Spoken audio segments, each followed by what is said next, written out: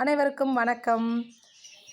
ராமநாதபுரம் மாவட்டத்தில் இருக்கக்கூடிய திரு உத்ரகோ சமங்கைக்கு அருகில் உள்ள எக்ககுடி கிராமத்தில் அமைந்துள்ள சூட்டுக்கோள் செல்லப்பா சுவாமிகளை தரிசிக்க வந்த சாதுக்கள் இவங்களுக்கு அங்கே ஒரு முக்கியமான முதல் மரியாதை நடைபெறுகிறது.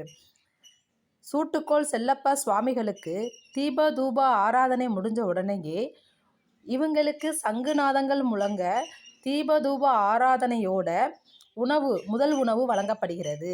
இந்த முதல் உணவை அவங்க உண்ணுவதற்கு முன்னாடி குழந்தை இல்லாத தம்பதியர்கள் அவங்க கிட்ட மடியேந்தி உணவு வாங்கி அதை உண்டாங்கன்னா அடுத்த வருடத்தில் சூட்டுக்கோள் செல்லப்பா சுவாமிகளே குழந்தையாக பிறப்பாக அப்படிங்கிறது ஒரு ஐதீகம். அடுத்த வருடம் அவங்க வரும்போது கையில் குழந்தையோடு தான் வருவாங்களாம்.